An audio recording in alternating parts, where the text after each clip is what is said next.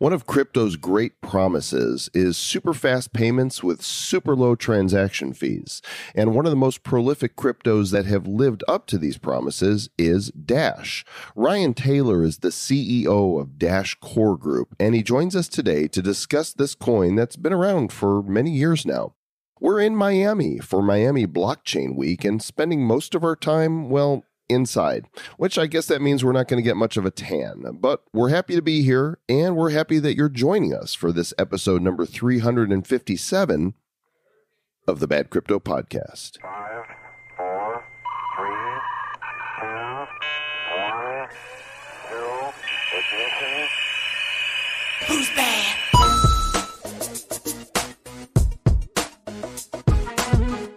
And welcome to the Bad Crypto Podcast, the show for the crypto serious, the crypto curious, and the crypto Miami-ists, where we are right now, Mr. Travis Wright. You're such a Miami-ist. I am. I'm here. I am an ist wherever I amist. I am an amist. So, nice. And where we are right now is we're sitting in Pitbull's restaurant. That's on Ocean Boulevard or Drive, whatever. It's South Beach. Right, the beach is right out there. El Dorado 305. The ocean is right out there. I still haven't seen it. I want to see it. I want to get some tacos, and I want to see it. You get some sand in your toes. And I'd like to do that. Do you want to get a sand taco? I do not want to say that. Does not sound That delicious. does not sound nutritious. But we've been doing interviews here, and you're going to hear some of the interviews in episode number 358. But we're actually in Pitbull's private room in his restaurant here. The doors close, and there's all these luxurious sofas, and there's I don't know if you call it luxurious, my man. well, it's more luxurious than anywhere else in the restaurant. Okay, I mean, all it's right. padded, it's Naugahyde or something. Luxurious. So luxurious. I don't know. I just don't even really want to touch it, to be quite frank. We got a great show with Ryan Taylor from Dash. We've been meaning to speak with somebody connected to Dash for some time, and you're going to really enjoy this interview today. First, I want to give a shout out to our show sponsors, eToro. Of course, by now, if you haven't downloaded the eToro app, one of two things. You've been living in a cave, or you just haven't had the proper motivation. Look, over 12 million other users around the world use eToro to trade some of the most popular cryptos and to use the copy portfolio functionality. You can follow other traders that are showing you what their trades are and whether they're winning or losing. And if you see somebody that you really like their style and how they're winning, you just say, hey, I'll do what they're doing, and whatever money you want to put into it, we'll just copy as a percentage of what you put in, what they own, and they'll do the trading for you. It's really cool. If you haven't gotten your $25 in free Bitcoin yet, go to badco.in/eToro. Travis and I want to throw $25 in free Bitcoin into your wallet, but you got to help us to help you. Follow the instructions there. Get it done today. badco.in/eToro. Mr. Joe Comm, this is we got a great interview coming up here with Ryan here of Dash. I think we should just jump right on into that. Let's get dashy with it. You know, Mr. Travis Wright, one of the cryptocurrencies that has been on my radar since I got into the crypto space and went down the crypto hole is Dash, because Dash seemed to be one of the most user-friendly cryptos that were out there. Mm-hmm. It's got an interesting history to it as well. So it used to, Dash isn't the only name. It's had a couple rebrands over time, and they're doing some really interesting stuff when it comes to, privacy and digital cash, which the name is obviously a portmanteau of digital cash. It's Dash. Mm-hmm. We have with us the CEO of the Dash Core Group, Hello. Ryan Taylor. Welcome to Bad Crypto, good sir. Thank you very much. Happy to be here. Yeah, weren't you guys one of the earliest ones to make masternodes available as well? We were the first. So that would be one of the earliest ones. I got that. I wasn't wrong. That's true. Right? The correct answer was yes. Yes, is absolutely true. Well, you've been with Dash. You've been in the payments industry for quite a long time, financial services for over 15 years, and financial service technology and strategy is your jam. How long have you been with the Dash Core Group? I joined the team back in 2016, before there was a Dash Core Group. It's one of the things that we did was formalize the volunteers that were working on the project into a legal entity. And so I was with the team starting in 2016, and I became CEO of the team starting in early 2017. It's a pretty fascinating thing because so the business is sort of handled through a decentralized autonomous organization via masternodes, but now it's become a legal entity, right? Now it's a company too. Now it sounds interesting how it's evolved over time. Well, so the Dash DAO operates at the network level, and the Dash DAO doesn't have a CEO. It is operated by the network. And what the DAO does is it allocates its resources out to various companies and individuals that contract to do work for the network. And Dash Core Group is one of those entities. We consist a lot of the early volunteers on the project, and we're certainly the largest team. We're responsible for the protocol, so we're a very important team to the network. But there are dozens of other teams that are funded by the network. And to be clear, Dash Core Group has a CEO. We have around 40 employees and contractors, but the network itself does not have a CEO, and it doesn't have an associated legal entity. All of that takes place through the protocol itself. So let's set the groundwork here for those that aren't familiar with Dash. Dash is digital cash. The website is dash.org. Time stamping this interview, because this will air at a later date, it is December 13th. And as of right now, Dash has a circulating supply of 9.2 million coins, a max supply of 19 million coins, and the price as of this date and time is $50.37. So Ryan, why don't you go ahead and tell us what exactly is Dash and what differentiates it from the other large cryptos that are out there? So Dash is a digital currency. It's meant to be used as money. So in that regard, it's similar to Bitcoin, Litecoin, Bitcoin Cash, etc. But it's been optimized for payments use cases. And what that means is that we've got a few features that are optimized for payments, the most prominent of which is our instant send feature.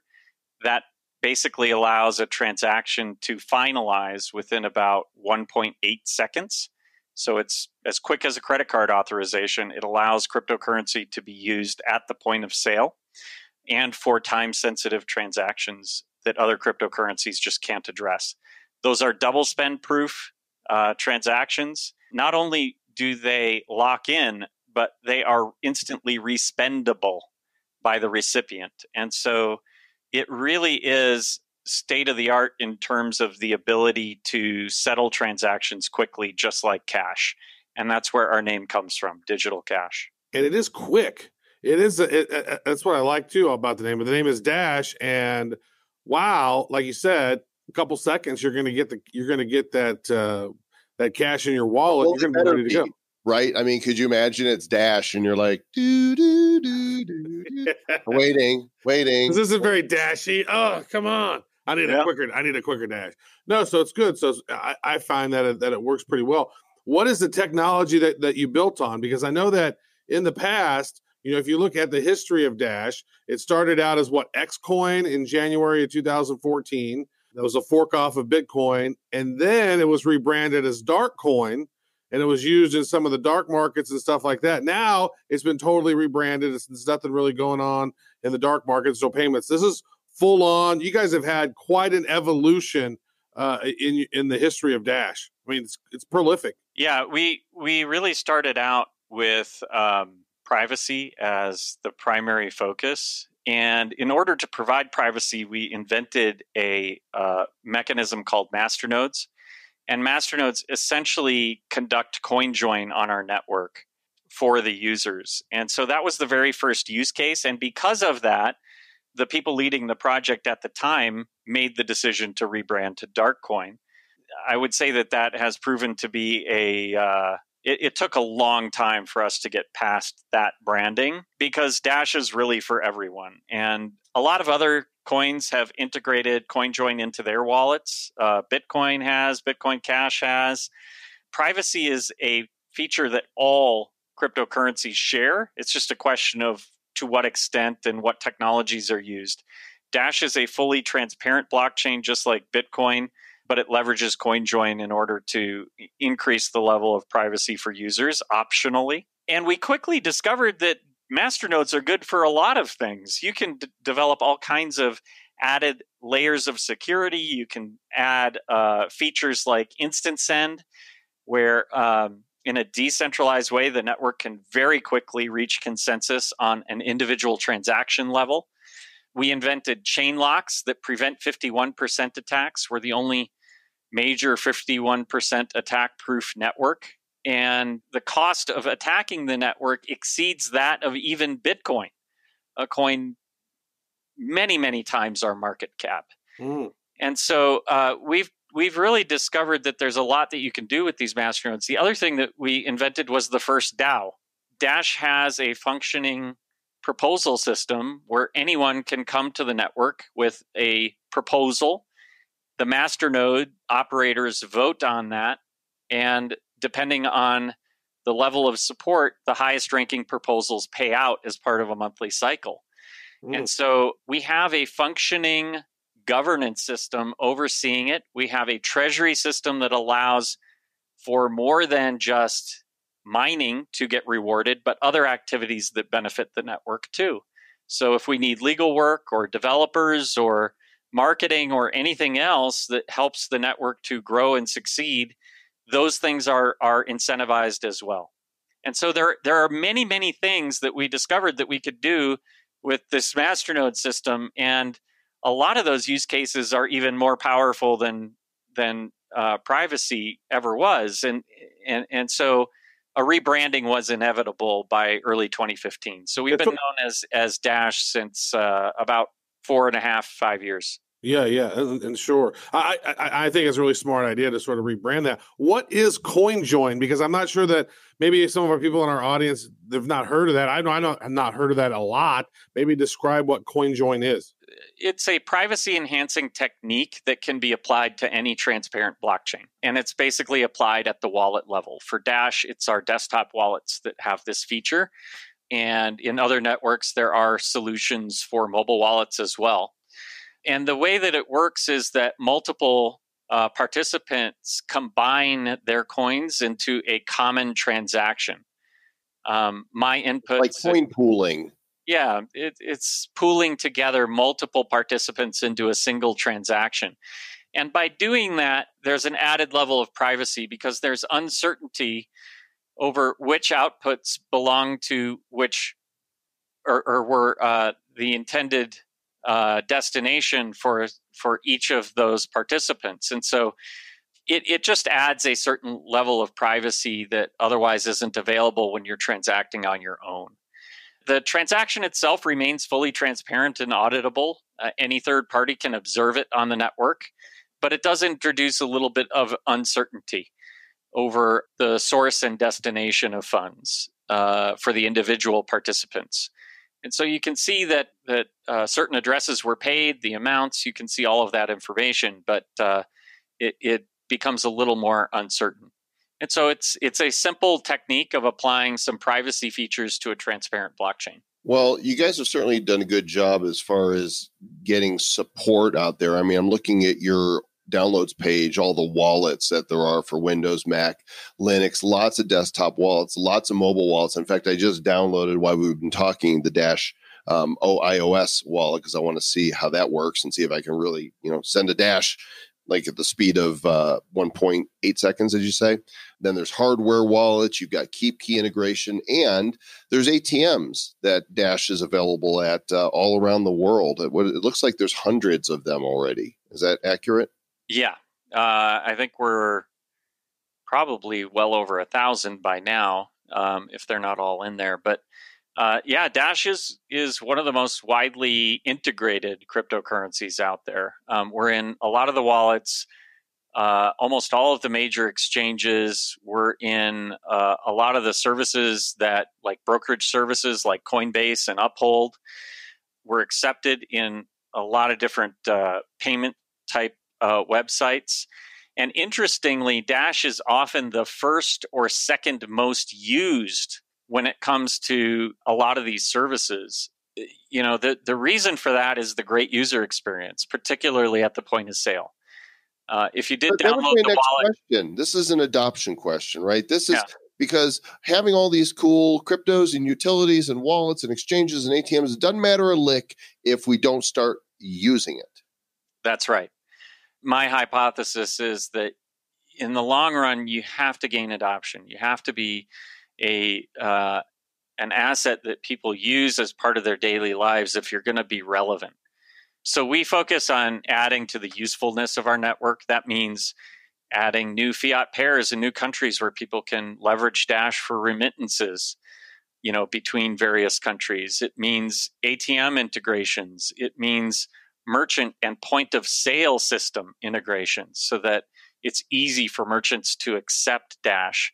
And we are accepted at thousands of merchants, in the physical world. There's a great deal of adoption in Venezuela, where we have multiple teams working towards, adoption. Yeah, I wanted to ask about that. It seems like I read that Dash is the number one used crypto in Venezuela now. It certainly is used a lot. And when you look at some of the stored level data that we collect, Dash is neck and neck with Bitcoin in terms of usage. Some months were higher, some months Bitcoin is a little higher. But in terms of people actually using it to pay for goods and services and transact with one another, collect remittances from overseas, Dash is very widely used.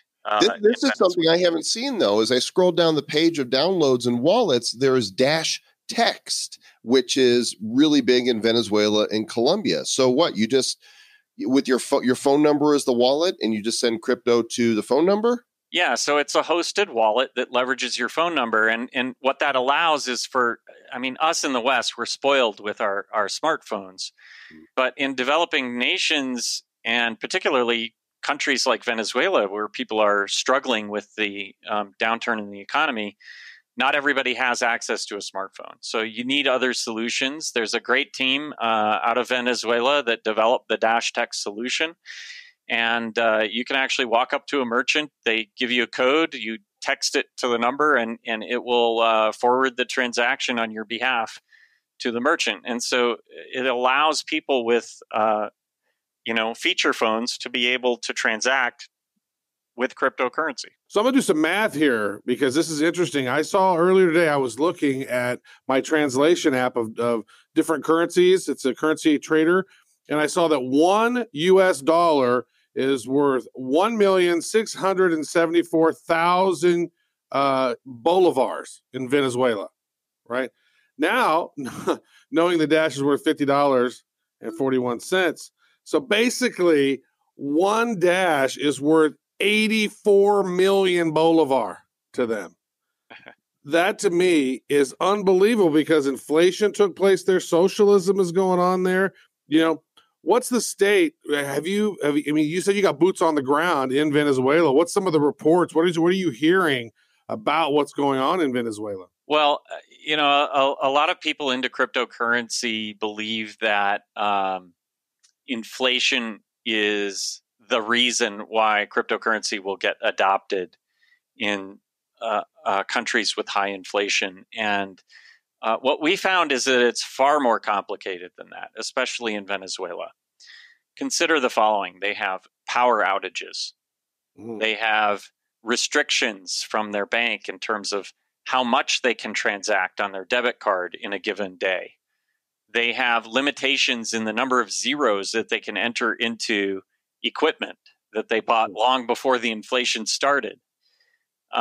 They have infrastructure issues with the payment networks going down even when the power is up or being unreliable.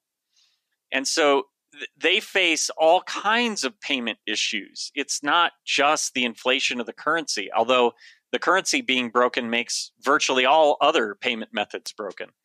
And so what we learned is that taking a tact of solving real problems for them is the way to adoption. And it really takes local knowledge to realize what those pain points are. One of the big ones is parking. People can't pay with cash. It's, you can't carry around that much cash, 84 million bolivar or whatever. And so, we had a test in a mall to see if people would be willing to switch. And the way that it worked before was people would wait in these long lines to run their credit card transaction through to pay for $1 worth of parking. And they'd be waiting for a half hour or an hour through this line while everyone tried their cards and they failed. And we came up with a solution where you buy some Dash and then you can get out of the mall parking lot for the next 10 times, no problem, because the transactions work over the mobile networks and they're instant. And so people were able to start getting out of the parking lot about an hour quicker. That's valuable to people. They took the time to learn what cryptocurrency is, what Dash is, how it works. And before you know it, Dash is accepted throughout the mall, and the mall is paying for these people to be there and educate people because they're making it less painful to go to the mall in the first place. Mm-hmm. And so you find solutions like this. We've onboarded thousands of people through that process. True. You know, you're not going to get that. You're not going to get that sitting in a desk in New York or San Francisco. Such a proving grounds, which is so great. You know, Venezuelans should. Wow, look at the craziness that's going on here in the economy. Wow, look at the problems. Boom. And now Dash going in and solving real world problems in real time. That is amazing. So like I say, I downloaded and installed the Dash wallet, not a wallet that holds Dash, but just this is your official Dash wallet, I think. And it is official wallet, right? Yeah. The Dash wallet. Okay. And I sent Dash from Exodus to this wallet and boom, you got Dash. Mm-hmm. I mean, it was super fast. Now I'm looking at the wallet here. I see NFCs also. So what's what would I use an NFC for to do Dash? Yeah, the NFC function, it can interface with a point of sale system, so you can build solutions that leverage the NFC. I believe it works phone to phone as well, as long as the phones enable the NFC function to be accessible from other apps. And what's great is it's respendable. It's not like you have to wait for 6 confirmations or something. You can spend that right away, which means you could go acquire Dash at an ATM and walk over to a counter and spend it. We're enabling use cases that other cryptocurrencies can't. And the great part was that was a 50th of a penny to send. A 50th of a penny. That's so negligible. Yep. Now, how does that scale? Before we go to the question I just asked, does that transaction fee stay super low, or is it going to scale with the amount sent? It scales with the number of inputs, just like Bitcoin does. Mm-hmm. And so, if you've got a messy wallet, it could add up quick to maybe a 20th of a penny. Wow! But it probably isn't ever an amount that you need to worry about. The network is high capacity and high speed because we pay the masternode operators. They're incentivized to run high speed, high availability connections because they're paid for that uptime. And so almost all the masternodes are hosted in a professionally hosted environment, because if they go down and miss a payment, that can be worth a lot of money. Mm-hmm. And so it could be worth like a 50th of a penny, like maybe 2/50ths of a penny. Well, the rewards for operating a masternode are currently about $70 a week, roughly, and so that can pay for some pretty nice hardware. And that's what makes the network so scalable. How much does it cost to run a masternode? How many Dash do you need to stash in your masternode? Masternodes anyone is free to download the software and run a full node, first of all, just like Bitcoin. But in order for your node to be considered a masternode on the network, you have to sign a special message that proves ownership over 1,000 Dash. And so that's not a small amount of money. And the reason for that is it prevents any one person from controlling the masternode layer of the network. So essentially right now, $50,000 to run a masternode. That's right. And so in order to control the masternode layer of the network, you would need to operate roughly 2,500 masternodes.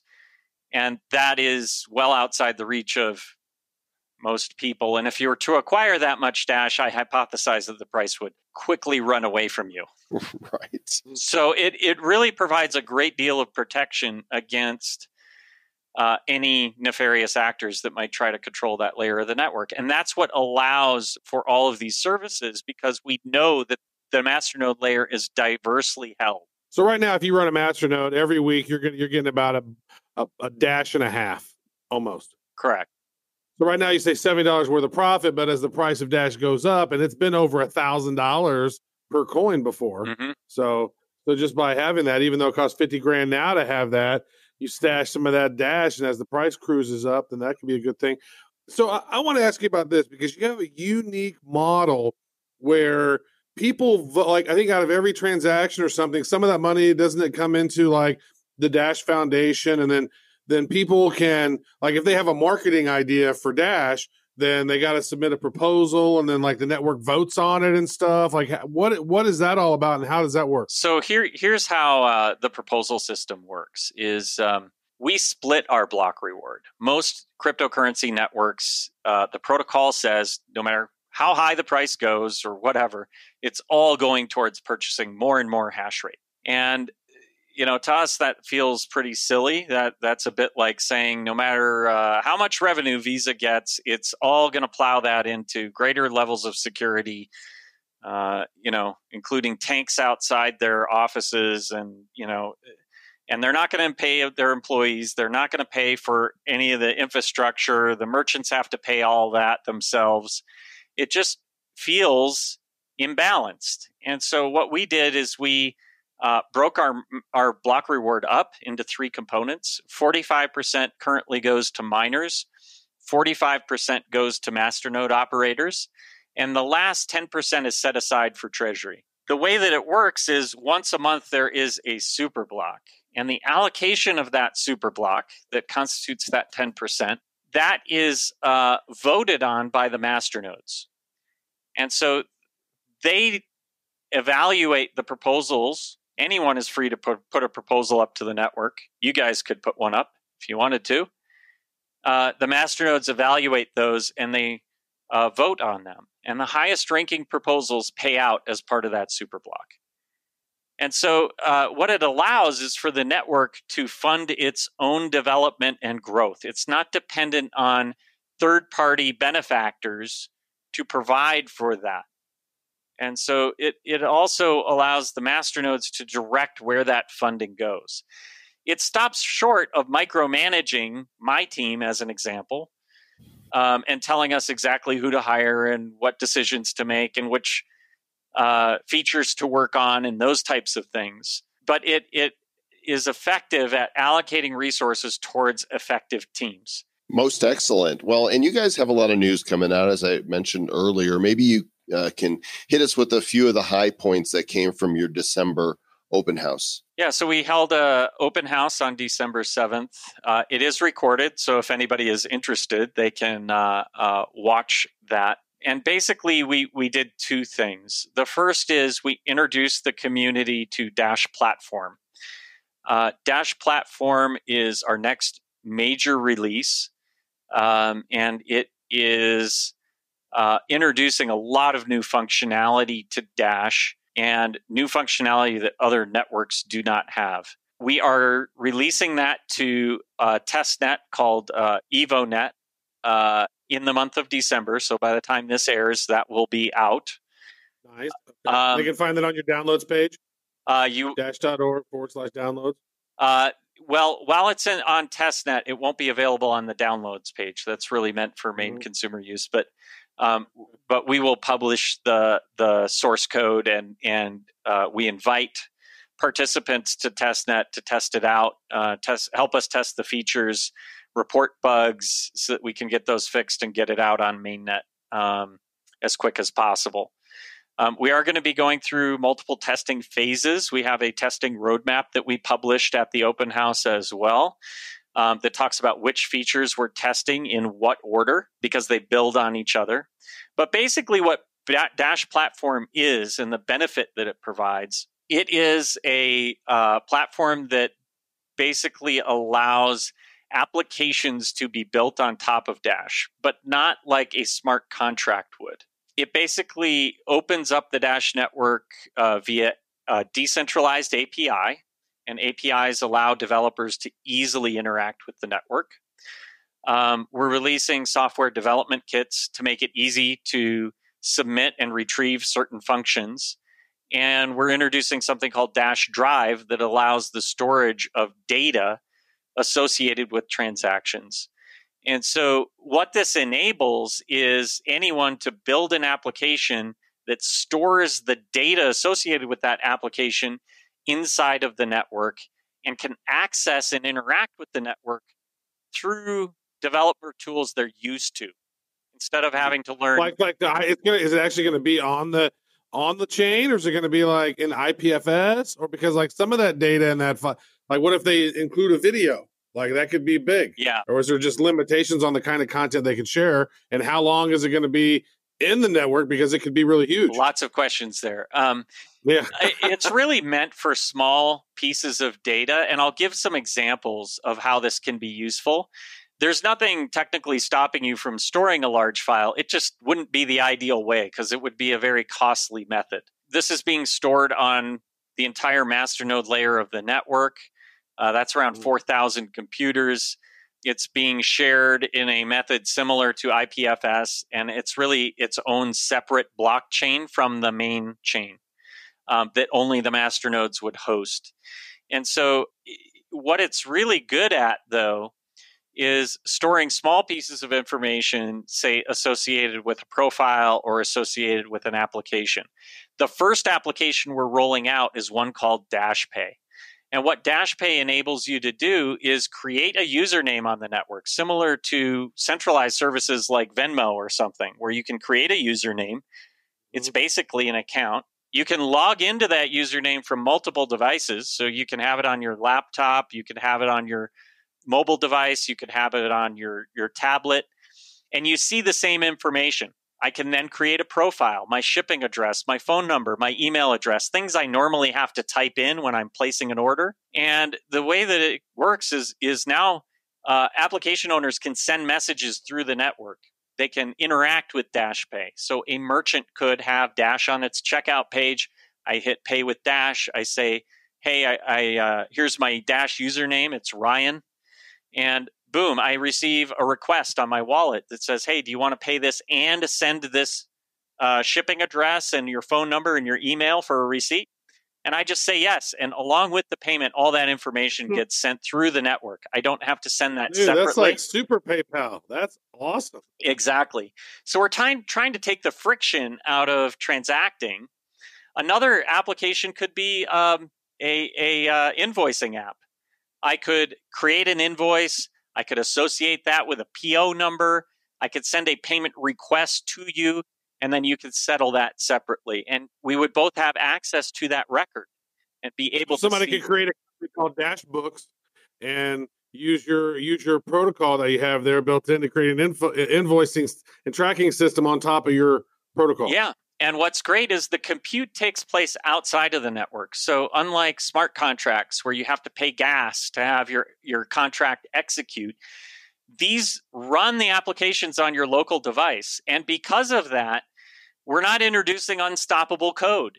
I don't have to over-engineer this stuff and figure out every single possible attack vector because I can change my application later if there are vulnerabilities in it. And so with smart contracts, you have to engineer it as though you're sending something to the moon. You have to invest about 10 times as much in its development to make sure that it is hacker-proof. And even them, people make mistakes. And so we don't think that's a very good model for most use cases. There's very pragmatic use cases where legacy infrastructure or legacy applications that live in the old world need to interact with the blockchain. And this is a great way to do it. And so we think this is just a lot more practical for a lot of use cases. And so you can see very quickly how this adds value. It's also way more secure. Think about this.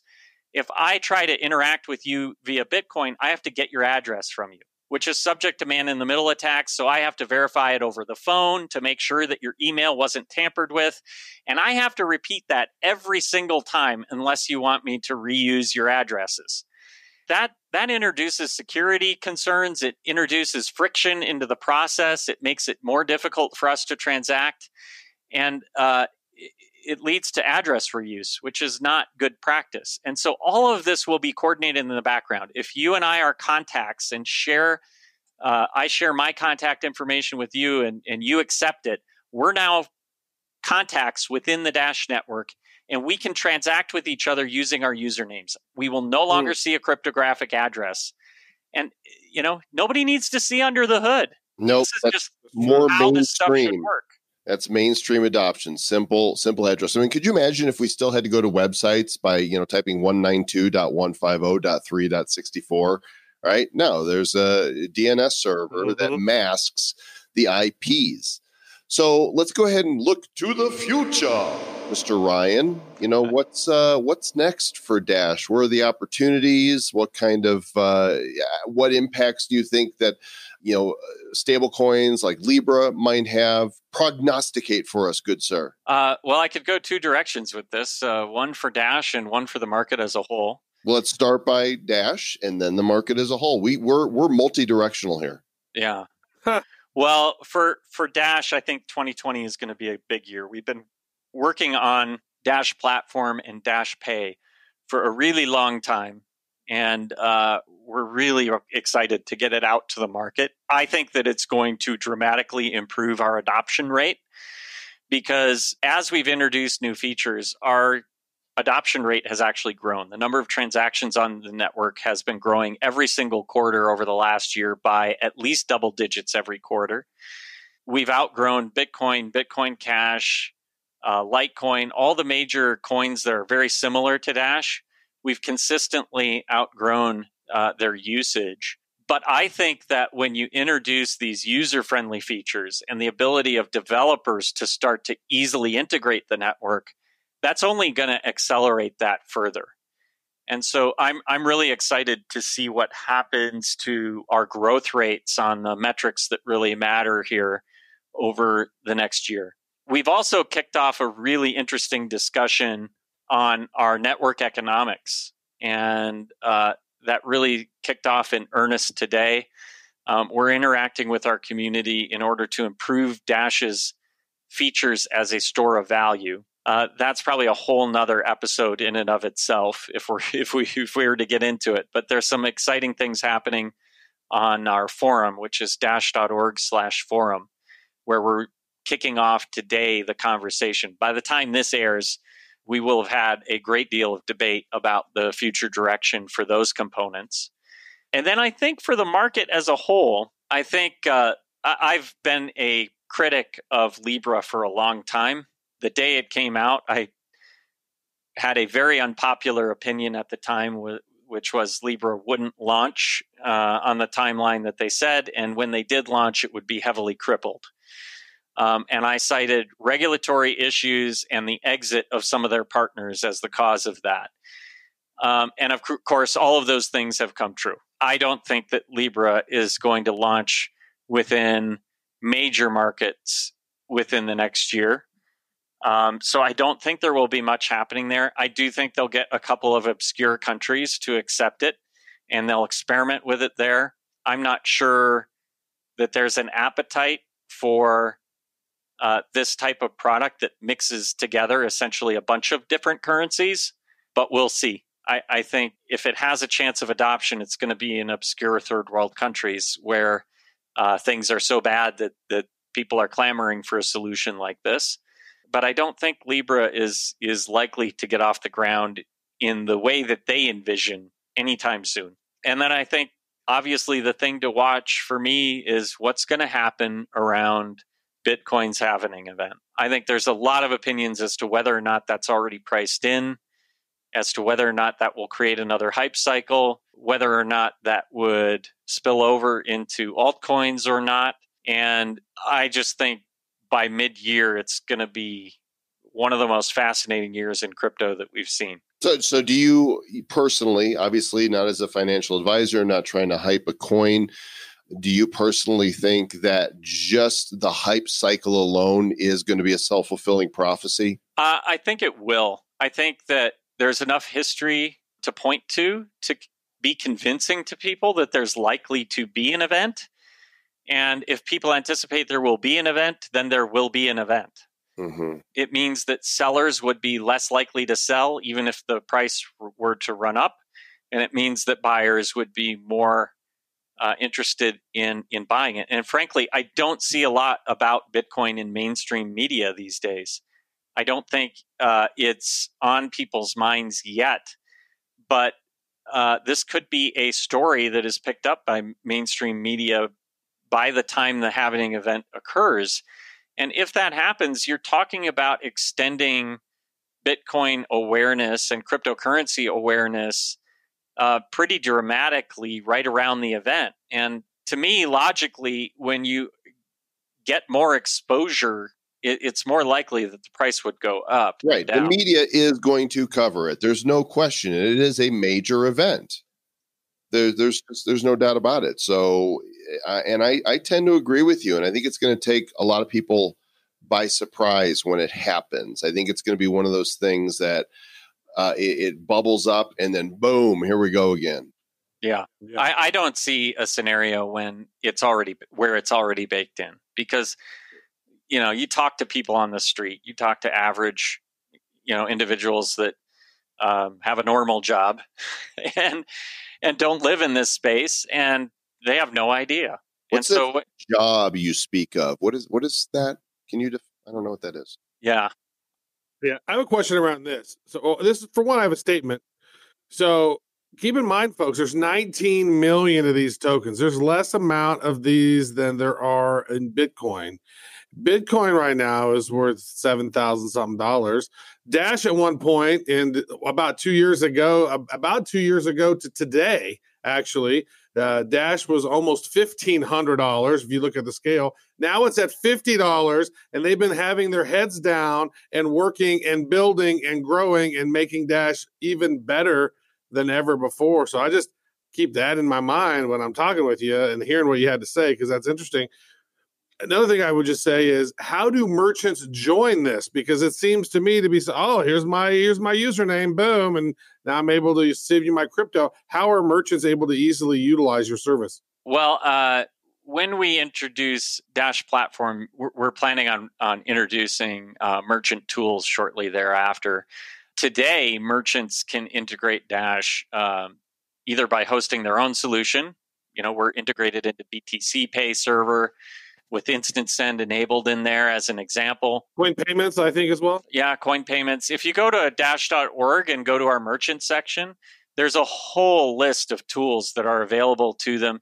We're integrated into GoCoin. We're integrated into Uphold. We're integrated into just a variety of services that are merchant friendly. And so there's a large number of options available, from self-hosting all the way through to brokerage services. So you don't even need to directly accept the cryptocurrency. It can be auto-converted to US dollars for you. So there's tons of options that are available, and it just depends on the merchant needs. Well, we appreciate you coming on here, Ryan, and informing us about all things Dashy, the website dash.org, and links to all the things we've discussed here in the show notes. I recommend you go to the website and poke around. There's a lot of content here for individuals, businesses, developers, the community, links to the various wallets, social media platforms where you can engage. I mean, Dash has really got a lot going on. So we do have reasons to use cryptocurrency. First of all, Dash is really easy to use. But secondly, if you go to giftcards.dash.org, if you use Dash, you can save a lot of money by buying gift cards on our website. We pass all of the savings along that would normally go to referral fees to our users. And so it's a great way to save money. You can integrate cryptocurrency into your everyday life and actually save money doing it. So this is like the Lolly plugin, only instead of getting Bitcoin back, you get Dash back. That's right. And so there's lots of brands there, Uber, and Uber Eats for food delivery. You can access tons of different merchants through Uber Eats. There's all the major stores and brands. It really is a great resource and a great way to reward our users. And so if you're looking for a reason to actually use cryptocurrency to pay for stuff, there's a great use case right there. Dash back, cash back, at giftcards.dash.org. Awesome. Thanks for bringing that up, Ryan. We appreciate you. Appreciate the opportunity to come on. Thanks so much. That interview went by so fast. It was like in a dash. Especially right with us, because we did that interview before. We did. And now we're right here. So it was just like seconds ago when we said it's only been, it really went by quickly. It did. That's good stuff. Hey, we want to tell you guys real quick about divvyproject.org. If you haven't heard about that, do you even bad crypto? I mean, seriously. It's fast, friendly, it's secure. Furious. It is also, it's not furious. Furry. It's friendly. It's fast, freaking awesome. It is really good. You can actually set up your own masternode and earn cryptos just by holding your cryptos. That's pretty sweet. They're also doing some really cool stuff with the ability to get your money in and out and remittances, and they're working with some banks down in Costa Rica. They're doing all kinds of really cool stuff. You got to check them out. It's divvyproject.org, and not only that, but their co-founder looks like Patrick Mahomes of the Chiefs, and so that's really good. And the Chiefs will hopefully win this weekend, and maybe the Chiefs will be in the Super Bowl. Oh, woo! Yeah, the people in Kansas City are excited about this one for sure. divvyproject.org. Check it out. And thanks for listening to the show. Like I say, we've recorded a bunch of great interviews here in Pitbull's private, luxurious suite here in his restaurant. And what is that? Ew. I don't know what's been going on in this room. I guarantee there's been some stuff going on in this room. And we'll be bringing those to you. We are in Miami. The conferences are happening. In fact, we're going to the North American Bitcoin Conference, the big event, tomorrow at the James L. Knight Center, I think it's called. It's over by the Hyatt Regency, near where we are staying. And we'll be doing our show on stage live there. Hope you guys can make it out. If you do, make sure you come by our booth and say hi. We've got a special NFT that we've created just for the North American Bitcoin Conference. That's true. That's a non-fungible token and it's going to be rare. I mean, thank you. And really excited about that. And we got these really cool illustrator to create the artwork. And then I took the little Travis and Joel and then finished it up and we made the tokens. And we did one here at the Washington Elite event, which there's probably maybe 25, 30 of them in existence only. People who maybe, but people who have the thing. Actually, maybe less than that, maybe like 15 people actually have the token. Yeah. Very rare. And then they could actually, nobody else can get them. They will never exist anywhere ever. I didn't know we were going to talk about that. Yeah, we did. We did. I mean, we actually, okay. Well, should we just let it be? Well, what be? Let it be. Let it be. Why, is there something we shouldn't talk about? Because that's what John Paul, George, and Ringo would say. They'd say that. They'd say, let it be. I don't know, just let it be, Paul. But GFAB and all that good stuff. Stay tuned, gang. We're in Miami. If you're coming to the North American Bitcoin Conference, come say hi to us. And if you're not, just remotely from wherever you are right now, on the count of three, say, hi, Bad Crypto. Here we go. 1, 2, 3. Hi, Bad Crypto. Oh, I heard that. It was as if the voices of a million people at once. Hey, Bad Crypto. Hey, it's Mike Tyson. Hey, what's going on, Mike? Are you in Miami? I was really excited. I'm here in Miami also. I was just walking by and I thought I smelled Travis. You must have been. Well, I've always followed the smell of taco. You were going for tacos. I know. And I thought Mike, you took my line. Camarons, the shrimp tacos, right? That's very good. Yeah, I love them. Because you love Thanks for listening, everybody. Go ahead and stay back.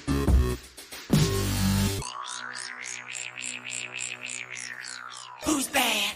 The Bad Crypto Podcast is a production of Bad Crypto LLC. The content of the show, the videos, and the website is provided for educational, informational, and entertainment purposes only. It's not intended to be and does not constitute financial, investment, or trading advice of any kind. You shouldn't make any decisions as to finances, investing, trading, or anything else based on this information without undertaking independent due diligence and consultation with a professional financial advisor.